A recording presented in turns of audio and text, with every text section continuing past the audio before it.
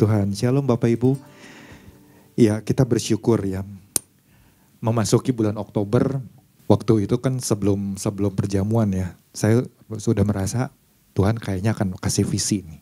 Ya, memasuki bulan Oktober. Karena biasanya di bulan Oktober kita selalu dapatkan visi, dan puji Tuhan. Ternyata Tuhan benar-benar kasih visi buat kita di gerejanya. Di mana visi untuk 2025 judulnya adalah masuki wilayah yang Tuhan janjikan. Nah, ini sudah dijelaskan oleh Bapak Gembala, dan kita waktu dengar, wah puji Tuhan ya, haleluya. Waktu kita terima itu kan kita begitu antusias, tapi kita diingatkan. Ya, jangan lupa ada sesuatu juga yang harus kita lakukan. Ada sesuatu yang dikatakan apa yang kita masuki itu adalah sesuatu yang Tuhan janjikan. Bukan sesuatu yang bukan Tuhan janjikan, tapi sesuatu yang Tuhan janjikan. Nah, tentu kalau bicara tentang wilayah ini kan cakupannya begitu luas. Bisa masalah ekonomi, masalah keuangan, masalah hubungan ya suami istri atau hubungan dengan anak, masalah pekerjaan, masalah pemulihan kesehatan atau kesembuhan, ya mujizat atau apapun juga. Ya puji Tuhan kalau mungkin selama ini kita bergumul kemudian wah nanti satu saat ada sesuatu terobosan, ada satu pemulihan yang Tuhan nyatakan. Puji Tuhan, tapi apakah hal yang seperti itu adalah sesuatu yang enggak salah. Tetapi ada sesuatu yang Tuhan mau lakukan yang jauh mungkin lebih besar. Yang gak pernah kita lihat, gak pernah kita dengar, gak pernah kita bayangkan. Nah, kita baca dulu ayat yang menjadi ayat dasarnya diambil dari kitab Yosua. Pasal yang kedua, ayat yang ke-24. Di situ dikatakan begini, kata mereka kepada Yosua, Tuhan telah menyerahkan seluruh negeri ini ke dalam tangan kita. Bahkan seluruh penduduk negeri itu gemetar menghadapi kita. Nah, waktu hari Minggu, Bapak Gembala sudah menjelaskan latar belakang dari kisah ini, bagaimana kisahnya. Secara singkat aja Yosua menyuruh 2 pengintai untuk masuk ke kota Yeriko dan mengamati negeri yang akan diduduki. Nah, sampai kemudian kan kita tahu kisahnya seperti apa. Apa yang diperintahkan oleh Yosua, kemudian mereka ini mencoba untuk bertindak hati-hati, tapi ternyata ketahuan juga. Ada orang yang kemudian lapor sama Raja Yeriko, ada orang yang lagi ngintai negeri kita. Nah, kemudian kan diperintahkan untuk cari, untuk bawa orang itu ke hadapan raja. Sampai akhirnya mereka menemukan mereka itu diduga ada di rumah Rahab. Dan waktu ditanya, ternyata kan kita tahu kisahnya. Rahab menyembunyikan, waktu mereka periksa nggak ada. Ya loloslah mereka. Lewat peristiwa ini kan ada hal-hal yang kita bisa belajar. Saya bacakan dulu pesan Tuhan buat kita, tapi nggak saya baca secara lengkap.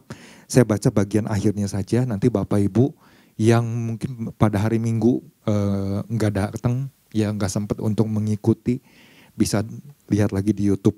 Ini saya ambil secara singkat saja. Memasuki tahun 2025 ini, Tuhan menyampaikan bahwa Ia akan membawa setiap umatnya untuk memasuki suatu wilayah yang baru, atau mengalami sesuatu yang baru. Entah bentuk penggenapannya seperti apa. Diperlukan sikap proaktif dari pihak kita umatnya untuk terus meminta tuntunannya dan berjalan di dalamnya. Jadi saya tekankan sekali lagi. Tuhan menyampaikan bahwa Ia akan membawa setiap umatnya untuk memasuki suatu wilayah yang baru atau mengalami sesuatu yang baru. Entah bentuk penggenapannya seperti apa. Diperlukan sikap proaktif dari pihak kita umatnya untuk terus meminta tuntunannya dan berjalan di dalamnya. Nah, untuk lebih lengkapnya Bapak Ibu nanti dengar kembali ya. Ada 2 poin yang disampaikan oleh Bapak Gembala. Yang pertama, memerhatikan pola yang Tuhan ingin kita lakukan. Di situ dijelaskan Tuhan sedang membawa kita kepada hubungan atau jalinan supranatural. Jadi kita harus menyadari Tuhan lagi mau bawa kita nih ke dalam satu level yang lebih dalam lagi. Kita harus memahami hal ini dan kita perlu untuk merenungkan hal ini. Yang kedua, memerhatikan bahwa sesungguhnya Tuhan selalu menyertai kita umatnya. Nah, di situ ditekankan lagi, hanya kita seringkali kurang memerhatikannya. Nah, coba kita cek lagi nih. Selama ini pengiringan kita kepada Tuhan seperti apa? Apa yang mau saya bagikan pagi hari ini? Memerhatikan ketetapan hati yang Tuhan kehendaki untuk kita jalani. Jadi pengiringan kita kepada Tuhan, saya nggak tahu Bapak Ibu udah ikut Tuhan sekian lama, itu berapa lamanya saya nggak tahu. Ya masing-masing mungkin ada yang lebih dari 10 tahun, ada yang lebih dari 20 tahun, ada yang mungkin baru berapa tahun ya. Tapi mari kita perhatikan lagi. Lewat poin yang saya sampaikan ini kan artinya coba kita cek lagi ya diri kita masing-masing. Apakah selama kita mengiring Tuhan, ketetapan hati kita itu benar-benar sesuai atau seturut dengan kehendak Tuhan, atau jangan-jangan ketetapan hati yang lagi kita jalani ini tanpa disadari udah menyimpang keluar dengan rencana Tuhan. Jadi jangan sampai kita menjadi pribadi yang wah rasanya enggak kok, saya udah rajin doa pagi, saya aman-aman aja, enggak. Setiap kita hari lepas hari harus selalu datang sama Tuhan, dan seperti yang Daud katakan di dalam Mazmur 139 ayat ke-23 ke-24. Di situ dikatakan apa? Selidikilah aku ya Allah dan kenalah hatiku. Ujilah aku dan kenalah pikiran-pikiranku. Lihatlah apakah jalanku serong dan tuntunlah aku di jalan yang kekal. Ini apa yang Daud lakukan adalah sebuah ketetapan hati. Supaya waktu dia jalani hari lepas hari, apakah ketetapan hati dia dalam mengiring Tuhan itu seturut kehendak Tuhan apa enggak nih? Atau jangan-jangan jalan dia serong, dia minta tuntunan Tuhan, dia minta arahan Tuhan. Nah sekarang kita kembali ke Yosua pasal yang kedua ayat ke-24. Ini kan dua pengintai ini yang diutus oleh Yosua. Saya nggak tahu apakah mereka ngalami sesuatu dengan Tuhan apa enggak sebelumnya. Tetapi waktu diutus ya untuk masuk ke negeri Yeriko, ada kemungkinan mereka juga belum mengalami pribadi Tuhan secara nyata itu dalam kehidupan mereka. Wah begitu membuat mereka itu yakin. Nah sampai ketika mereka ngalami satu peristiwa yang cukup mendebarkan. Karena apa? Waktu mereka masuk, kemudian mereka mulai mengintai dan lain sebagainya. Ternyata waktu mereka mungkin setidak-tidaknya waktu Yosua memerintahkan mereka, Yosua mungkin sudah mengatakan, kamu harus hati-hati waktu masuk ke sana. Jangan sampai perilaku kamu waktu kamu ngintai itu, jangan sampai ketahuan. Cobalah mungkin cari cara dan lain sebagainya. Tapi ternyata ketahuan juga kan kalau kita baca ya. Nanti Bapak Ibu baca lagi di rumah. Ini kisah ini cukup menarik gitu ya, seru. Sampai akhirnya mereka masuk ke rumah Rahab, ada di sana. Tahu-tahu ada mungkin segerombol orang ya yang diutus dari raja untuk cari ya, untuk bawa yang namanya dua orang asing ini yang diduga mereka lagi mengintai. Tetapi kan Rahab dengan penuh keberanian dia sembunyikan. Ini kan luar biasa sekali ya tindakan seorang sundal, orang yang berdosa tapi dia melakukan sesuatu yang cukup berani. Itu taruhannya kan benar-benar nyawa seperti yang dijelaskan oleh Bapak Gembala. Jadi ada masa-masa di mana kedua orang ini dia ngalami sendiri pertolongan Tuhan, perlindungan Tuhan, dan mungkin kegentaran yang waktu mereka masuk itu dirasakan oleh banyak orang. Sampai bagaimana kemudian mereka melihat kondisi, mereka mendengar dari apa yang Rahab katakan, dan mereka mulai tahu kondisi di sana. Sampai akhirnya mereka mengambil kesimpulan, ya kan? Nah, dari sini kita belajar sesuatu. Kita belajar kadang-kadang Tuhan bisa pakai siapa aja. Tuhan bisa pakai siapa saja tanpa melihat kehidupan orang tersebut di masa lalu. Seorang Rahab sebagai seorang penyembah berhala. Orang yang mungkin begitu kuat dengan tradisi nenek moyang berhala. Tapi bisa mengambil sebuah tindakan, berani menyembunyikan dua orang ini. Bahkan kalau Bapak Ibu baca kisahnya, wah ini luar biasa sekali memang. Dia punya hikmat, dia punya jalan keluar, dia bisa menyembunyikan sampai nggak ketahuan. Itu sesuatu yang benar-benar nggak pernah terpikirkan. Dan saya meyakini kenapa pribadi Rahab sampai tercatat di dalam salah satu silsilah keturunan lahirnya Yesus. Setidak-tidaknya pasti ada satu titik balik dari seorang Rahab, bahwa dia sadar hidup dia itu penuh dengan kekotoran, kejijikan, sesuatu yang gak berkenan di hadapan Tuhan, dan dia mulai mau ngambil satu ketetapan hati, berbalik dari jalan yang salah. Dia bisa melihat bagaimana Allah yang dulu, ya dia kan gak melihat peristiwa itu, tapi dia mendengar apa yang Tuhan lakukan waktu membebaskan bangsa Israel keluar dari Mesir. Itu aja udah membuat dirinya itu begitu sadar, wow ini Tuhannya bangsa Israel itu begitu dahsyat. Ini kan waktu dia memutuskan hal tersebut, kadang-kadang ini menjadi sebuah pembelajaran buat kita ya orang percaya. Kadang-kadang kita sebagai orang percaya waktu kita hadapi pergumulan, kadang-kadang kan kita juga gak mudah mengambil keputusan untuk berbalik. Seorang Rahab aja dia sampai bisa menyadari apa yang mungkin selama ini dia tahu hidupnya itu, waduh sebagai wanita sundal, itu hidupnya gak benar. Mungkin pada saat itu dia terpaksa harus mengambil sebuah keputusan seperti itu. Tapi dia sadar waktu dia melihat dua orang ini datang, kemudian dicari, dia bisa tahu ini dua orang ini begitu adalah sosok yang penting. Sampai bagian dia sembunyikan, kemudian dia keluarkan ya dengan cara keluar dari tembok, jendela seperti itu. Kemudian bagaimana dia bernegosiasi dan lain sebagainya. Wah itu begitu menarik. Begitu luar biasa ini wanita ini punya sebuah kecerdasan, punya hikmat gitu, kurang lebih seperti itu. Coba bandingkan dengan kita. Kita sebagai orang percaya, kadang-kadang seringkali waktu kita lagi ngalami pergumulan, puji Tuhan kalau kita bisa merespon dengan baik pergumulan tersebut, kita bertindak sesuai dengan kebenaran firman Tuhan.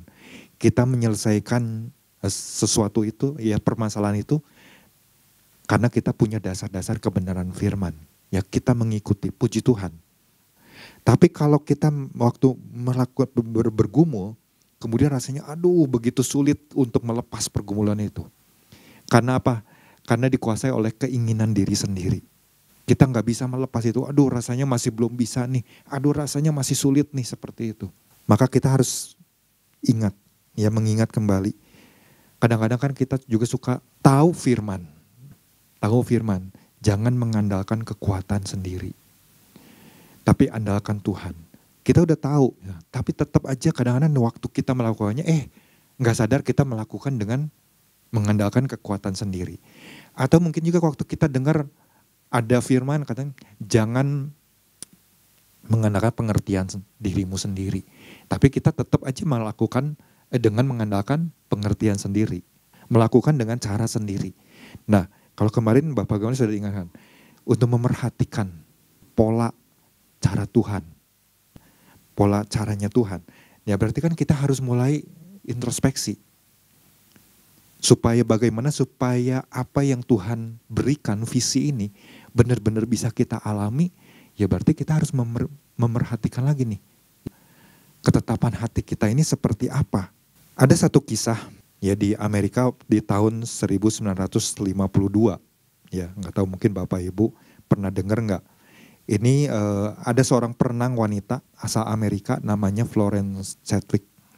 Dia mencoba berenang di perairan laut yang dingin antara Pulau Catalina dan pantai California. Dia berenang dalam cuaca berkabut di laut yang dingin selama kurang lebih 15 jam. Di mana ada perahu-perahu yang mengiringi dia, dan di dalam perahu itu salah satunya adalah ibunya yang terus memberi semangat. Sampai waktu dia udah berenang, kemudian dia menghadapi satu situasi di depannya itu kabut yang begitu tebal yang gak bisa dia lihat apa-apa. Dan dia udah merasakan, aduh tubuh dia tuh udah kram, dia udah gak kuat. Tolong angkat dia. Udah dia nyerah.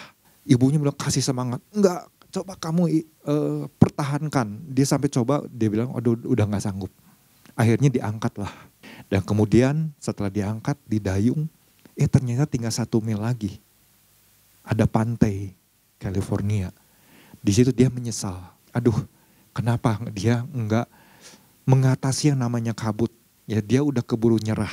Nah, kadang-kadang ketetapan hati kita pun seperti itu waktu perjalanan kita mengiring Tuhan, waktu kita mungkin memelihara janji Tuhan, menjaga janji Tuhan. Di tengah perjalanan atau mungkin tinggal sedikit lagi, tinggal selangkah lagi. Kadang-kadang kita udah nyerah. Makanya kan Bapak Gembala kemarin juga tekankan, kita harus bertindak hati-hati. di dalam menghadapi apapun. Kita nggak tahu apa yang akan terjadi di depan sana. Nah, dan kemudian apa yang dilakukan oleh Florence ini waktu dia udah tahu tinggal 1 mil lagi. Apakah dia berputus asa? Enggak. Dia kemudian 2 bulan kemudian dia lakukan lagi hal tersebut. Dia berenang lagi dari Catalina menuju pantai California.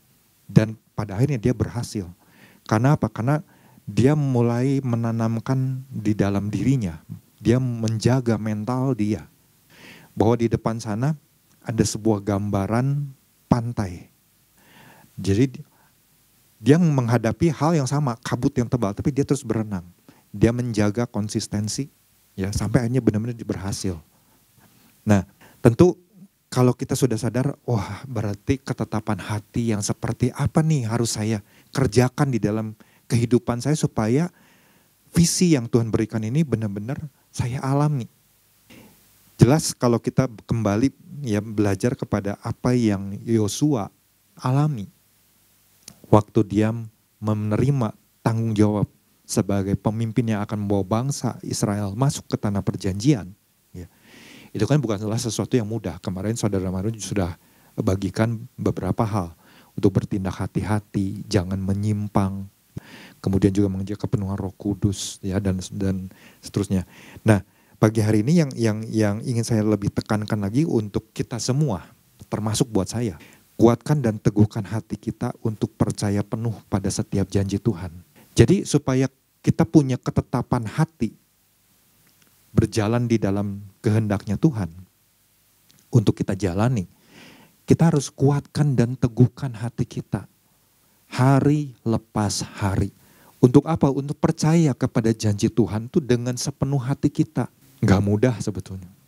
Karena kita tahu berapa banyak mungkin orang-orang percaya waktu dia udah menjalani sekian lama, oh ternyata mulai meragukan Tuhan. Mulai gak percaya janji Tuhan. Mulai menanyakan keberadaan Tuhan. Mulai bersungut-sungut dan lain sebagainya. Kita bisa melihat beberapa peristiwa kalau di warta dijelaskan. Kalau seorang Rahab dia berani bertindak untuk menyembunyikan 2 orang bukan tanpa dasar. Tapi ada dasarnya. Dasarnya adalah iman. Jadi dia melakukan itu ada taruhan nyawa yang sebetulnya dipertaruhkan oleh seorang Rahab. Dia melakukan itu dasarnya adalah sebuah tindakan iman.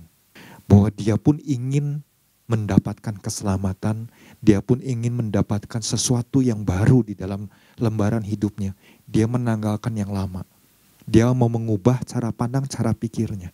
Berbalik. Kadang-kadang kalau kita di dalam kehidupan kita kan yang namanya kita punya 5 macam indera. Ada kulit yang bisa merasakan, kemudian lidah bisa juga merasakan, mengecap. Kemudian ada telinga bisa mendengar, hidung untuk menghirup. Kemudian ada mata untuk melihat. Nah, dari 5 inderanya ada 2 bagian yang paling sering mungkin lebih banyak menerima informasi. Tapi dari 2 ini yang paling banyak kira-kira mana? Tentunya mata. Ketika orang mendengar sesuatu, orang bisa aja terpengaruh. Tapi kalau orang kemudian melihat sesuatu, itu pengaruhnya itu begitu besar. Dan itu bisa mengubah yang namanya sesuatu yang didengar. Tapi beda dengan yang namanya Rahab. Rahab itu dia enggak melihat, tapi dia cuma mendengar, tapi dia percaya. Wah, ini luar biasa. Bapak Gembala kemarin sudah dijelaskan tentang 10 pengintai. Mereka melihat, mereka mengalami kedahsyatan Tuhan, penyertaan Tuhan. Tapi waktu dalam satu titik, ketika melihat orang-orang yang raksasa-raksasa besar, mereka langsung tawar hati. Di sini kan kita melihat, kadang-kadang firman Tuhan jelas. Iman timbul dari pendengaran dan pendengaran oleh firman Kristus. Ya. Jadi kita harus belajar sesuatu di sini. Gimana supaya iman kita enggak goyah? Berarti kan kita harus terus banyak mendengar firman Tuhan. Firman Tuhan itulah yang membuat kita semakin kuat, semakin teguh. Dan saya mengalami sendiri. Ketika dari enggak kenal Tuhan, kemudian memutuskan untuk datang ke doa pagi, mendengar firman, wah itu begitu membuat saya itu bisa tetap, walau kadang-kadang kan jalan itu nggak selalu mulus, ada berbagai rintangan, tetapi firmanlah yang membuat saya menjadi tetap kuat. Tapi apakah itu cukup? Enggak, saya harus terus menyelidiki, harus terus datang sama Tuhan, minta terus supaya Tuhan jangan sampai waktu saya dapat firman, jalan yang saya lakukan juga menjadi serong. Nah ketika Tuhan mungkin ingatkan lewat seorang hamba Tuhan, ketika menubuatkan, saya kan diingatkan, oh ternyata saya juga bisa salah. Jalan yang saya tempuh bisa menyimpang. Nah waktu di keadaan berbayi berarti kan saya harus mengambil satu keputusan. Kita lihat bagaimana ada satu peristiwa ketika Abraham menantikan janji Tuhan tentang seorang keturunan. Karena sekian lama akhirnya belum juga. Nah ya namanya manusia kan kadang-kadang suka mengandalkan pengertiannya sendiri, kekuatannya sendiri, caranya sendiri. Sampai akhirnya Sarah kan memerintah, udah ambil aja budaknya, pembantunya. Sampai akhirnya kan itu menjadi sebuah masalah. Kemudian kita juga melihat ada pergumulan dari seorang yang namanya Asaf. Ketika dia melihat orang-orang yang gak kena, orang-orang fasik kok begitu diberkati dan lain sebagainya. Asaf mulai berpikir, ini pikirannya mulai goyah. Kok seperti ini ya? Tapi untungnya, dia katakan, untungnya dia gak ngikuti cara itu. Untungnya apa? Untungnya dia adalah orang yang selalu mau datang mendekat sama Tuhan. Dan itu kita nanti Bapak Ibu baca di dalam Mazmur pasal yang ke-73. Nah, minggu lalu kita kan diingatkan pesan Tuhan untuk perkokoh akar. Jadi kan ini kan jelas perkokoh akar menghadapi terpaan angin. Artinya kan mungkin ada badai yang gak tahu seberapa besar akan terjadi di depan sana. Kita harus perkokoh. Kan jelas ayat firmannya. Hendaklah hidupmu tetap di dalam Dia. Berapa banyak mungkin orang hari-hari ini udah mulai goyah. Ketetapan hatinya udah mulai terombang-ambing. Makanya kita bersyukur. Saya sungguh bersyukur saya bisa ditanam di gereja yang berjalan di dalam visinya Tuhan. Ada kebenaran firman Tuhan yang terus juga berdasarkan Alkitab. Bukan berdasarkan cara pikirnya sendiri. Tapi benar-benar kita dituntun oleh Bapak Gembala untuk belajar merenungkan firman. Memperkatakan firman. Nah itu kita harus bersyukur tentang hal itu. Karenanya gak salah kalau kita kemudian diingatkan oleh Rasul Paulus. Tetap di dalam Dia, berakar di dalam Dia, dibangun di atas Dia, bertambah teguh dalam iman. Lewat apa? Lewat hal yang diajarkan. Kemudian hendaklah hati kita juga melimpah dengan syukur. Ya, karena itu yang membuat kita bisa menjadi kuat dan teguh. Ya salah satu. Dan tentu kan masih banyak cara. Tapi itu sesuatu yang sederhana lah yang bisa kita coba untuk kita lakukan. Nah, bagian B-nya, bagaimana supaya kita benar-benar bisa menjadi pribadi yang memerhatikan ketetapan hati. Apakah yang kita jalani ini sesuai dengan kehendak yang Tuhan kehendaki apa enggak? Yang kedua adalah jangan takut dalam menghadapi badai masalah yang mungkin akan datang. Yosua diingatkan oleh Tuhan. Di Yosua pasal pertama ayat yang ke-5. Kalau tadi kan kita diingatkan kuatkan dan teguhkan aja, itu di Yosua pasal yang ke-1 sampai 4 kali disebutkan. Bahkan kalau Bapak Ibu mundur ya satu kitab sebelumnya di Ulangan aja, itu dari sejak Musa masih hidup, Tuhan sudah katakan kepada Musa, kamu ingatkan kepada Yosua, kuatkan dan teguhkan karena dia yang akan memimpin bangsa ini masuk ke tanah perjanjian. Itu masih di Ulangan pasal yang ke-3. Kemudian di Ulangan pasal yang ke-31. Apa yang Tuhan pernah sampaikan kepada Musa, Musa kembali ingatkan Musa sampaikan kepada Yosua. Nah, sampai kemudian dituliskan oleh Musa bagaimana Tuhan ingatkan, kuatkan dan teguhkan. Artinya kan namanya kuatkan dan teguhkan itu ternyata menjadi sesuatu yang penting untuk kita jalani, kita hidupi.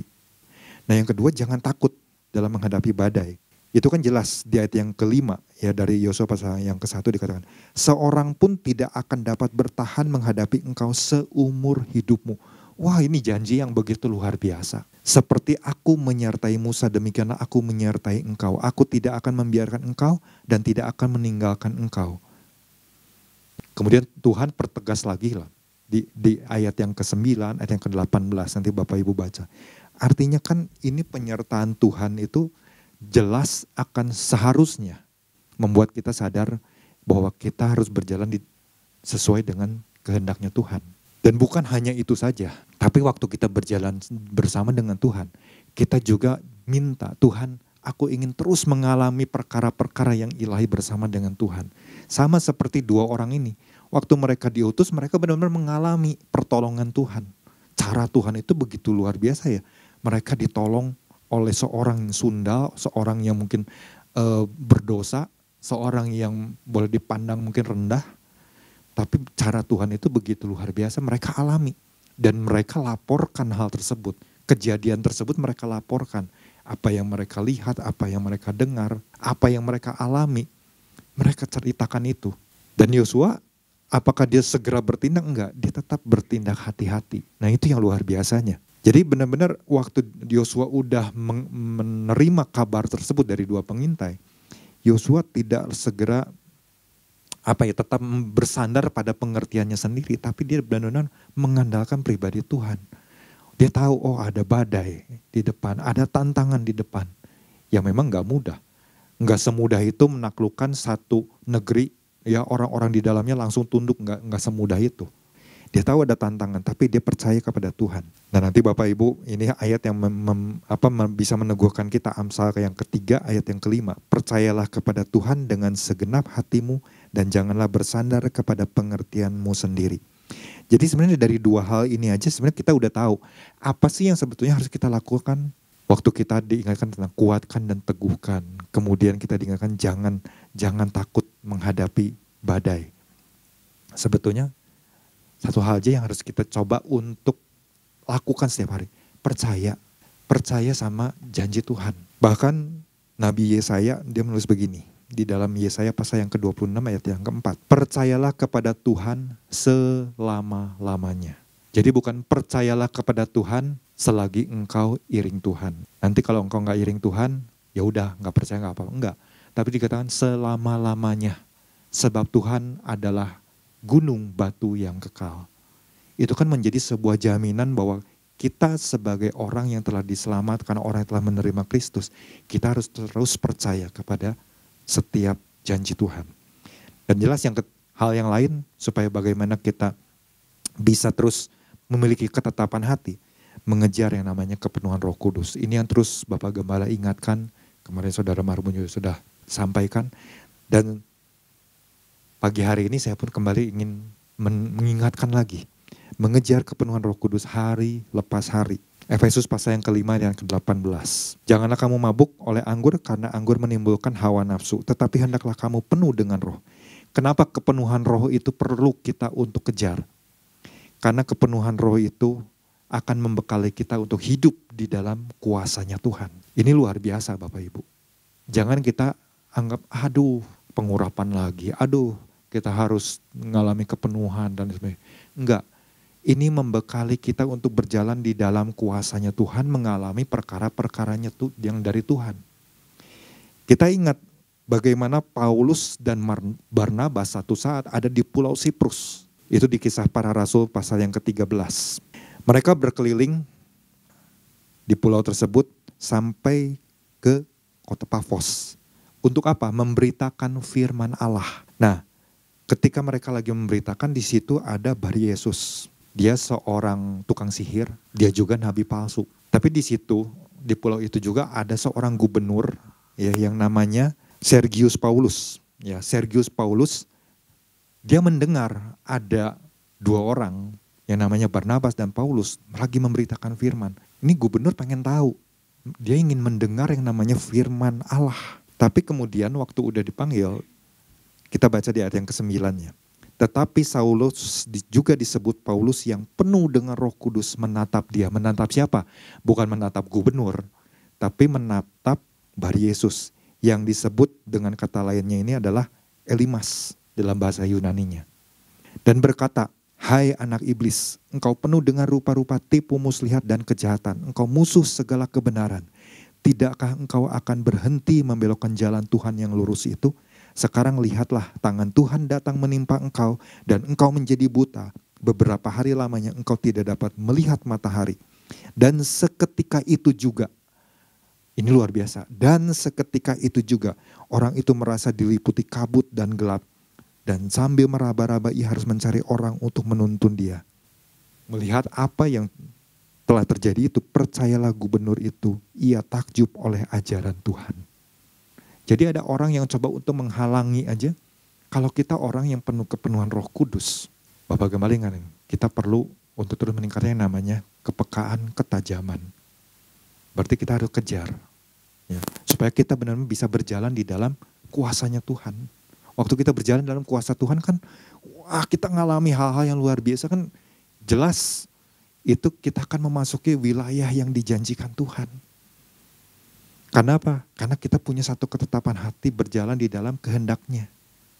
Nah ini yang pagi hari ini biarlah boleh membekali Bapak Ibu, ya termasuk saya. Saya pun menjadi orang yang waktu dengar visi ini tentu menjadi pribadi yang harus selalu antusias. Supaya apa yang Tuhan janjikan ini benar-benar tergenapi di dalam kehidupan kita sebagai anak-anak Tuhan. Demikian firman Tuhan, Tuhan Yesus memberkati.